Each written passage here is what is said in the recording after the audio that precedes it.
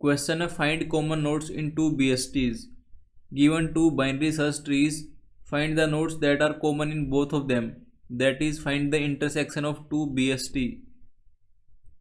Return the common nodes in sorted order. Question में दो binary search tree given है, एक BST1 है एक BST2 है. दोनों की जो रूट नोड्स हैं वो गिवन है, रूट 1 रूट 2. अब करना क्या है, BST1 और BST2 में जो भी कॉमन नोड्स हैं उनको फाइंड करना है.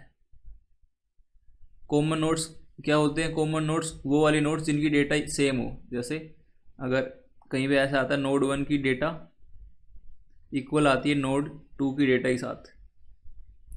2 मतलब BST2 का नोड है, 1 मतलब BST1 का नोड है.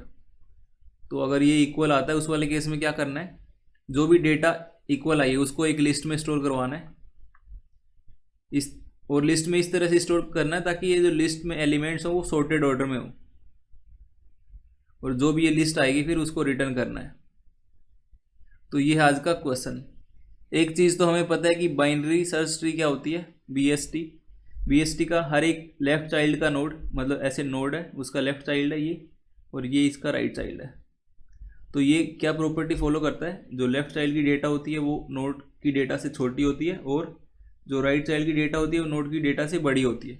ये वाला रिलेशन अगर कोई भी बाइनरी ट्री में हर एक नोड फॉलो कर रहा है उस वाले केस में हम बोल सकते हैं कि वो वाला बाइनरी ट्री एक BST होता है. तो ये चीज़ हमें ऑलरेडी पता है. तो इसी प्रॉपर्टी को यूज़ करके जो ये वाली डिमांड है, लिस्ट की जो एलिमेंट्स हैं उनको सॉर्टेड वे में फिल करना है, तो ये वाला कर सकते हैं. कैसे? एक चीज़ हमें पता है कि जो BST होती है उसकी प्रॉपर्टी हमने देख ली, और अगर BST के जो एलिमेंट्स है, नोड्स की जो डेटा है, अगर उसको सॉर्टेड वे में हम प्रिंट करवाना चाहें या फिर स्टोर करवाना चाहें, वो भी असेंडिंग ऑर्डर में, तो क्या करते हैं, इन ऑर्डर का यूज़ करते हैं. पहले लेफ्ट चाइल्ड पे, फिर नोड पे, फिर राइट पे. तो इस चीज़ का यूज़ करना है इस क्वेश्चन में, तो इसको समझ लेते हैं इसको और अच्छे से. तो यहाँ पे है अप्रोच नंबर 1. इस क्वेश्चन की दो अप्रोच हैं, दोनों में क्या डिफरेंस है, टाइम कॉम्प्लेक्सिटी दोनों की सेम है, big of N1 plus N2. N1 बता रहा है कि number of nodes of BST1 और N2 number of nodes in BST2. Time complexity दोनों की सेम रहेगी, स्पेस में फ़र्क आएगा. अप्रोच 1 में जो स्पेस कॉम्प्लेक्सिटी रहेगी वो बिग ऑफ N1 रहेगी. N1 मतलब जो बाइनरी सर्च ट्री 1 है उसके टोटल नंबर ऑफ नोड्स.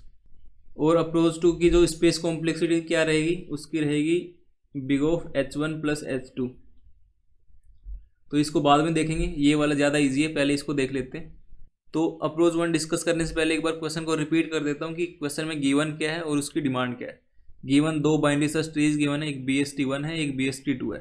अब इन दोनों बाइनरी सर्च ट्रीज में वो नोड्स को फाइंड करना है जो कि कॉमन हो, कॉमन नोड्स. अब अगर ये कॉमन नोड्स मिल जाते हैं उस वाले केस में एक लिस्ट लेनी है, और लिस्ट में जो ये नोड्स हैं इनकी डेटा को स्टोर करवाना है इस तरह से ताकि जो ये डेटा है वो असेंडिंग ऑर्डर में हो, सॉर्टेड ऑर्डर में. तो ये वाली चीज़ सॉर्टेड होनी चाहिए. तो अभी हमने एक चीज़ देखी है कि अगर BST गिवन है और सॉर्टेड चीज़ की डिमांड है, सॉर्टेड वो भी असेंडिंग ऑर्डर में, उस वाले केस में जो इन ऑर्डर ट्रैवर्सल होता है उसको यूज़ करते हैं. इन ऑर्डर क्या करता है, पहले लेफ्ट चाइल्ड पे जाता है, उसकी डेटा को स्टोर करता है, फिर खुद नोड पे जाता है और फिर राइट पे जाता है. तो हमने जो प्रॉपर्टी पढ़ी थी कि लेफ्ट चाइल्ड छोटा होता है नोड से और फिर राइट चाइल्ड बड़ा होता है नोड से. तो यहाँ पे अगर इस चीज़ को फॉलो करते हुए इन ऑर्डर ट्रैवर्सल करते हैं तो क्या आएगा, जो लेफ्ट वाला जो भी डेटा होगी वो सबसे छोटी होगी, फिर नोड वाली, फिर राइट वाली. मतलब कि ये वाली चीज़ जो भी आंसर देगी, वो जो भी आउटपुट देगी वो सॉर्टेड वे में होगा. तो इस चीज़ का यूज़ करना है. तो अब देख लेते हैं कि अप्रोच 1 क्या है. तो अप्रोच 1 काफ़ी सिंपल है. करना क्या है, एक लिस्ट लेनी है और एक हैश मैप लेना है. लिस्ट में तो वही स्टोर करवाना है नोड्स की डेटा जो भी कॉमन नोड्स होंगे. और हैश मैप का क्या यूज़ होगा, हैश मैप में क्या करेंगे, सबसे पहले जो बाइनरी सर्च ट्री 1 है उसके सारे नोड्स की डेटा को स्टोर करवा देंगे. ये जब करवा दिया, अब क्या करना है, अब जो BST2 है उसके जो नोड्स हैं सारे, उनके साथ मतलब BST2 में इन ऑर्डर ट्रैवर्सल करते वक्त साथ साथ चेक करना है कि अगर BST2 का कोई भी नोड 2 की डेटा अगर ऑलरेडी है किसमें, हैश मैप में, अगर ऑलरेडी है तो उस वाले केस में बोल सकते हैं कि ये वाली डेटा है, ये कॉमन है। अगर ये कॉमन है उस वाले केस में इस वाली डेटा को लिस्ट में ऐड करवा देंगे, list dot add this data. तो इस तरह से अप्रोच 1 को करना है। एक बार इसका कोड कर देता हूँ और अच्छे से समझ आ जाएगा। एक एरे लिस्ट लेनी है,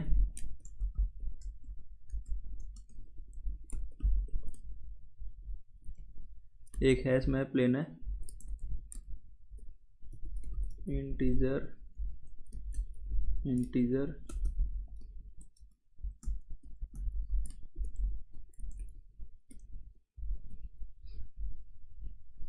तो एक फंक्शन को कॉल करना है इन ऑर्डर, जिसमें रूट 1 जाएगी, हैश मैप जाएगा, लिस्ट जाएगी और एक फ्लैग जाएगा। फिर से इन ऑर्डर को कॉल करना है रूट 2 के लिए, रूट 2 हैश मैप लिस्ट और इस बार फ्लैग ट्रू हो जाएगा और फिर रिटर्न करना होगा लिस्ट को। अब इन ऑर्डर को लिख देते हैं स्टैटिक वॉइड इन ऑर्डर, एक नोड होगा रूट नाम का, फिर है हैश मैप है, इंटीजर फिर लिस्ट है, इंटीजर लिस्ट नाम है इसका, फिर एक बूलियन फ्लैग है। ठीक है, इफ़ जो रूट है वो नल है तो रिटर्न करना है, इन ऑर्डर को कॉल करना है root dot left hash map list और flag, hash map dot put root dot data, तभी पुट करना जब ये फ्लैग फॉल्स होगा। तो इफ़ नॉट फ्लैग उस वाले केस में ये करना है, एंड इफ़ जो फ्लैग ट्रू होगा साथ ही साथ में हैश मैप डॉट कंटेन्स की, कौन सी की होगी, रूट डॉट डेटा, अगर ये कंटेन करता है उस वाले केस में लिस्ट में ऐड करना होगा रूट की डेटा को, और इन ऑर्डर को कॉल करना है फिर से रूट के राइट के लिए।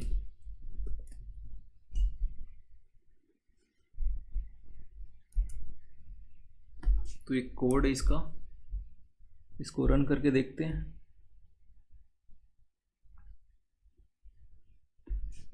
हैशमैप डॉट पुट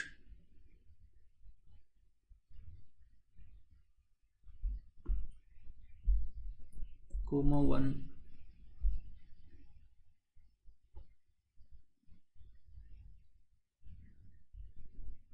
इन ऑर्डर अच्छा राइट के लिए हैश मैप डलेगा, लिस्ट होगी और फ्लैग होगा।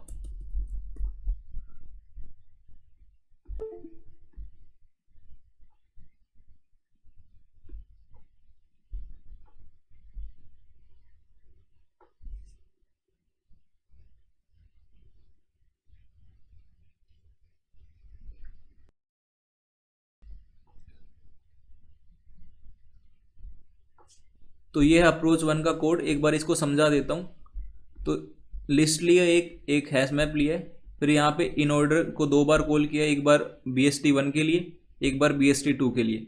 BST1 में क्या कर रहे हैं, BST1 में फ्लैग को फॉल्स रख रहे हैं। यहाँ पे ये जो फ्लैग है इसको फॉल्स रखा है। उसका क्या रीज़न है कि BST1 में हमारा काम होगा ये वाला, अगर फ्लैग फॉल्स है उस वाले केस में हैश मैप है उसमें डेटा को पुट करना है, तो यहाँ पे इसलिए ये फ्लैग लिया है। अगर फ्लैग फॉल्स है तो हैश मैप में पुट कर रहे हैं डेटा को। और फिर दूसरे वाले इन ऑर्डर में क्या कर रहे हैं, बेसिकली BST2 के लिए, तो उसमें फ्लैग को ट्रू रख रहे हैं। ट्रू का क्या मतलब हुआ, जैसे इस वाले फंक्शन में जाएगा इन ऑर्डर में, तो वो इस वाले इफ़ में जाएगा। इफ़ में जाके क्या करेगा, हैश मैप में जो ऑलरेडी BST1 की जो डेटा को हमने पुट करा है उनको चेक करेगा BST2 की डेटा के साथ। अगर कहीं पे मैच आ रहा होगा उस वाले केस में लिस्ट में ऐड कर देगा उस डेटा को। और फिर क्या कर रहा है, मतलब ये तो इन ऑर्डर वाला फंक्शन है, पहले लेफ्ट में जा रहे हैं, फिर यहाँ पे बीच में जो रूट वाली डेटा है उसको स्टोर कर रहे हैं, फिर राइट में जा रहे हैं। और फिर जैसे मतलब यहाँ से इन ऑर्डर 2 वाला भी पूरा हुआ, मतलब जैसे फंक्शन में सारे नोड्स को विजिट कर गए उस वाले केस में रिटर्न कर देगा लिस्ट को। और लिस्ट में हम इन ऑर्डर ट्रेवर्सल करके जो नोड्स की डेटा उनको फिल कर रहे हैं, सो दैट जो लिस्ट में एलिमेंट्स हों वो सॉर्टेड ऑर्डर में आए। तो इस तरह से ये वाला कोड काम कर रहा है। आई होप यहाँ तक समझ आ गया होगा। तो अब समझ लेते हैं अप्रोच नंबर 2 को। अप्रोच 2 में क्या करना है, अप्रोच 2 की जो टाइम कॉम्प्लेक्सिटी वो सेम रहेगी n1 प्लस n2, और जो स्पेस कॉम्प्लेक्सिटी है वो रिड्यूस हो जाएगी, वो हो जाएगी big of h1 plus h2। h1 BST1 की हाइट है और h2 BST2 की हाइट है। तो इसमें करना क्या है, अप्रोच 1 में क्या कर रहे थे, एक हैश मैप ले रहे थे। हैश मैप में जो total number of nodes of BST1 के स्टोर करवा रहे थे और फिर उनको BST2 के नोड्स की डेटा के साथ कंपेयर करवा रहे थे। यहाँ पे क्या करेंगे, यहाँ पे स्टैक का यूज़ करना है। 2 स्टैक लेंगे, एक स्टैक 1 एक स्टैक 2। स्टैक 1 में BST1 के नोड्स को स्टोर करवाना है, स्टैक 2 में BST2 के नोड्स को, और मैक्सिमम कितने करवा सकते हैं, H1, मतलब H1 में मैक्सिमम इतने करवा सकते हैं, S2 में मैक्सिमम इतने, तभी तो इस वाली स्पेस को अचीव कर पाएंगे। तो यहाँ पे जो स्टैक्स हैं उनमें नोड्स को फिल कैसे करना है, उनको पहले नोड को फिल करना है, फिर लेफ्ट वाले नोड को, फिर राइट वाले नोड को। किस तरह से एक बार देख लेते हैं यहाँ पे। तो S1 में सबसे पहले रूट नोड इसका 5 है और इसका 10 है, तो S1 में 5 आएगा, फिर 1 आएगा, फिर 0 आएगा, और S2 में 10, फिर 7, फिर 4। तो इस चीज़ को कैसे करना है, नोड्स की डेटा तब तक फिल करनी जब तक कि नोड नल नहीं हो जाते। तो यहाँ पे जैसे BST1 में रूट पे है, तो रूट को फिल करा पहले, फिर रूट के लेफ्ट में गई, फिर इसको फिल करा, फिर इसके लेफ्ट में गई, फिर इसको फिल करा, फिर इसके लेफ्ट में गई, जैसे नल आया वहीं रुक गए। इसी तरह से इसमें करा, पहले 10 को करा, फिर 7 को, फिर 4 को। अब करना क्या है, हमें जैसे पता चला कि दोनों BST में नल वाले नोड्स पे आ गए, उस वाले केस में जो भी स्टैक 1 और जो स्टैक 2 है उसके पीक पे जो एलिमेंट पड़ा हुआ, जैसे स्टैक 1 में ये पीक पे पड़ा है, स्टैक 2 में ये वाला पीक पे पड़ा है, जो भी पीक है उनको आपस में कंपेयर करवाना है। और 3 तरह से कंपेयर करवा सकते हैं, या तो उनके बीच में ये वाला साइन आएगा, या तो ये वाला आएगा, या तो ये वाला आएगा। अगर ये वाला आता है तो हमारी रिक्वायरमेंट भी यही है। क्या रिक्वायरमेंट, अगर 2 नोड्स की डेटा सेम है तो जो कॉमन नोड्स हैं उनकी डेटा को हमें फाइंड करना है, एक लिस्ट में स्टोर करवाना है। तो अगर ये वाला केस आता है इक्वल वाला, उस वाले केस में एक लिस्ट लेंगे और उसमें जो भी डेटा यहाँ पे होगी उसको स्टोर करवाना है। तो अगर ये वाली कंडीशन आती है या फिर ये वाली आती है तो क्या करना है, तो S1 के जो पीक पे पड़ा है अगर वो बड़ा है S2 के जो पीक पे पड़ा है उससे, और S1 के जो पीक पे पड़ा है वो छोटा है S2 के पीक पे पड़ा है, ये कंडीशन नंबर 3 है और ये कंडीशन नंबर 2 है। तो अगर कंडीशन नंबर 3 को एक बार समझ लेते हैं क्योंकि वो वाला एग्जाम्पल यहाँ पे है। तो अगर ये वाली कंडीशन है तो 0 4 से छोटा होता है, हाँ बिल्कुल। तो क्या करेंगे, S1 के पीक को उड़ा देंगे, पॉप कर देंगे। पॉप करने से क्या होगा, एक चीज़ कंफर्म हो जाएगी कि अब जो नेक्स्ट एलिमेंट है S1 के पीक पे वो पहले वाले एलिमेंट से बड़ा है। और हमें रिक्वायरमेंट क्या है, हमारी रिक्वायरमेंट है हमें इस वाली चीज़ को अचीव करना है, क्योंकि अगर इस वाली चीज़ को अचीव कर गए उस वाले केस में जो भी डेटा होगी वहाँ पे उसको लिस्ट में ऐड करना है। और अगर ये सेकंड वाली कंडीशन है उस वाले केस में जो S2 के जो पीक पे होगा उसको रिमूव करना है, सो दैट हम इस वाली कंडीशन को अचीव कर पाएँ, जो टारगेट है उसको अचीव कर पाएँ। तो इसको थोड़ा और डिटेल में समझ लेते हैं। तो आई होप यहाँ तक आपको थोड़ा मोटा मोटा आइडिया हो गया कि ये वाली अप्रोच किस डायरेक्शन में जा रही है और जो स्पेस कॉम्प्लेक्सिटी उसको हम किस तरह से अचीव करेंगे। तो जो स्टैक्स में एलिमेंट्स कैसे फिल करा रहे थे, पहले नोड को, फिर लेफ्ट को, फिर राइट को। तो जैसे ही कोई एलिमेंट पॉप होगा एक स्टैक से, एक स्टैक 1 है स्टैक 2 है, यहाँ पे एलिमेंट पड़े A1 A2 A3, यहाँ पे B1 B2 B3। तो अगर जो लास्ट की 2 कंडीशन है, या तो पीक 1 बड़ा होगा पीक 2 से, या तो पीक 1 छोटा होगा पीक 2 से। तो अगर ये वाली कंडीशन होती है उस वाले केस में स्टैक 2 के पीक को उड़ाना है, रिमूव करना है, पॉप करना है। और अगर ये वाली कंडीशन होती है उस वाले केस में स्टैक 1 के पीक को उड़ाना है, इस तरह से करना है। और जैसे ही इनको उड़ाया क्या करना है, एक चीज़ हमने देखी कि पहले नोड को करवा रहे थे, फिर लेफ्ट को, फिर राइट को। अब यहाँ से जो भी एलिमेंट पॉप हुआ है वो हमें पता है कि ये वाला हुआ है लेफ्ट वाला, क्योंकि हम क्या कर रहे थे, नोड पे थे, उसके लेफ्ट में आ रहे थे जब तक नल नहीं हो रहा था, और लेफ्ट में जैसे ही उस यहाँ पे नल मिला तो हम वहाँ पे रुक गए। इसी तरह से दूसरे वाले केस में था, लेफ्ट में आई और मिला, लेफ्ट में जैसे नल मिला रुक गए। अब क्या करना है, नोड को स्टोर करवा लिया, लेफ्ट को कर लिया, राइट बच गया। तो जैसे ये लेफ्ट वाला पॉप हुआ उस वाले केस में राइट वाले को फिल करना है, और जिस वाली स्टैक से हुआ उसी में फिल करना है। तो जैसे यहाँ पे स्टैक 1 है, 5 था, 1 था और फिर 0 था, तो 0 4 से छोटा था, 0 को पॉप कर दिया। जैसे पॉप करा फिर ये जो 4 है ये स्टैक 1 में अब फिर से पुश करना पड़ेगा। स्टैक 1 को यहाँ पे लिख देता हूँ, उसमें 5 है, उसमें 1 है, 0 पॉप हो गया। अब आ गया 4 उसके पीक पे। अब जो पीक पे एलिमेंट होगा उसको फिर से इसके पीक से कंपेयर करवाएंगे। तो ये कंपैरिजन तब तक चलता रहेगा जब तक कि हम सारे नोड्स को ट्रैवर्स नहीं कर लेते। ये वाला केस N1 + N2 सारे नोड्स को अगर ट्रैवर्स नहीं कर लेते तब तक ये वाला कंपैरिजन चलता रहेगा। मतलब कंपेयर करो, पॉप करो, कंपेयर करो, पॉप करो, इस तरह से। एक बार पॉप S1 से होगा, एक बार पॉप S2 से होगा, जिससे भी पॉप होगा उसमें फिर एलिमेंट को फिल करते जाएंगे। और इस तरह से इसकी अप्रोच है। तो मैं इसका कोड कर देता हूँ, काफ़ी सिंपल कोड है इसका। कोड के बाद आपको समझ आ जाएगा, अगर नहीं आता है तो मैं कोड को समझा भी दूंगा। Array list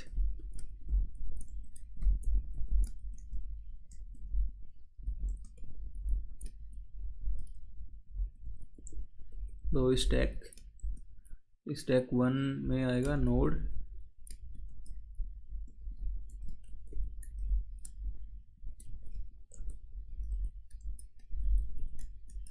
stack 2।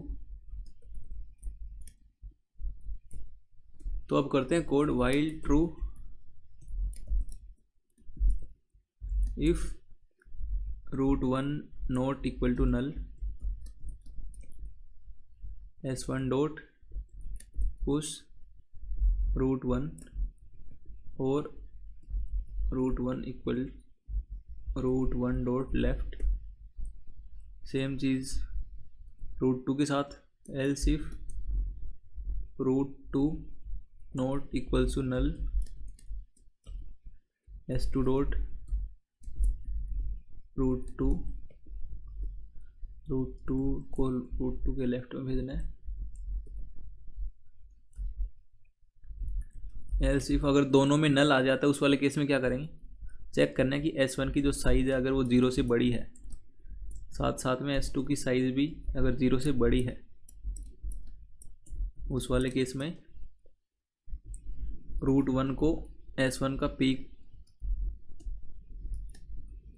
और root2 को S2 का पीक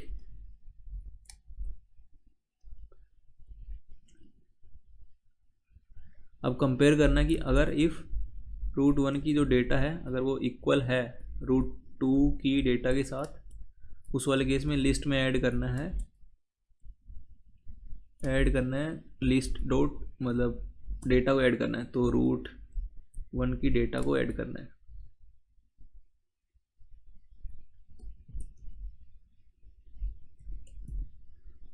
और क्या करना है, S1 से पॉप करना है और S2 से भी पॉप करना है।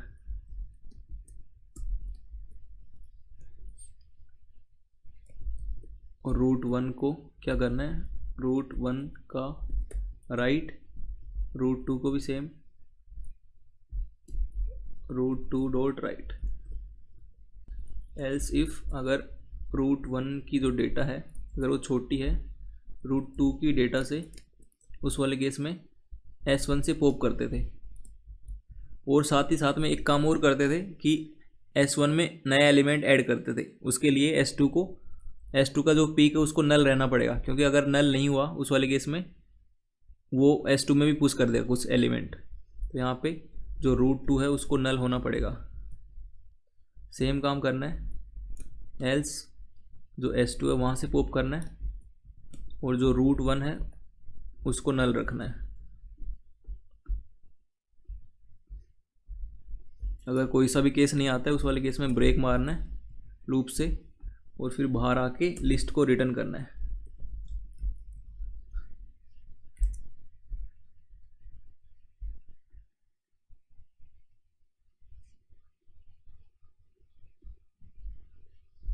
यहाँ पे एक छोटी सी ओके यहाँ पे एक काम और करना है।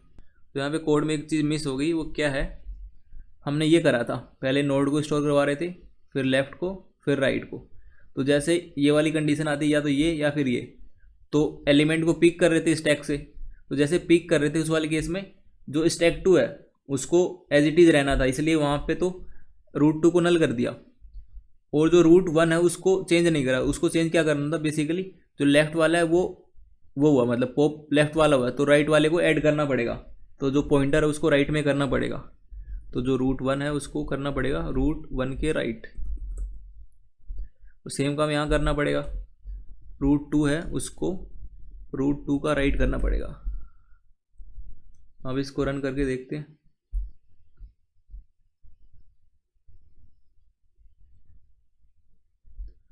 ठीक आ रहा है, सबमिट।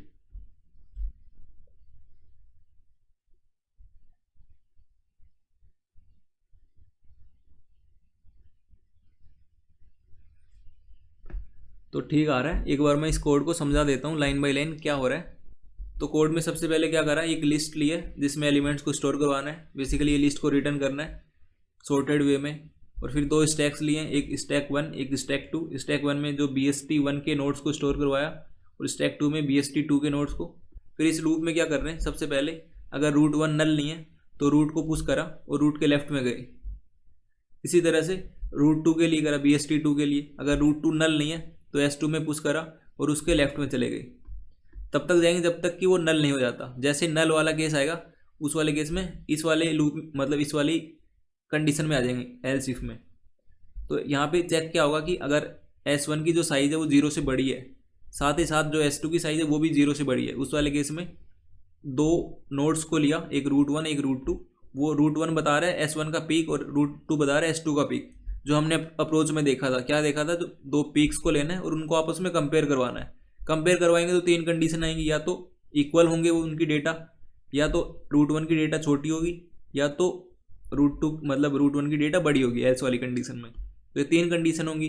तो पहली कंडीशन क्या थी, अगर इक्वल होती है उस वाले केस में लिस्ट में ऐड करवाना होता है वो वाला एलिमेंट, और जो पीक पे एलिमेंट पड़े उनको पॉप करवाना है। और फिर जो रूट 1 है और जो रूट 2 है उसको हमने क्या करा था, तो स्टैक्स में क्या करवा रहे थे, पहले नोड को स्टोर करवा रहे थे, फिर लेफ्ट में जा रहे थे और फिर राइट में।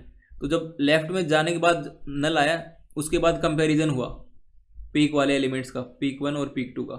जब पीक 1 और पीक 2 से होने के बाद जो पॉप हुआ एलिमेंट, तो उस वाले केस में ये वाला पॉप हुआ।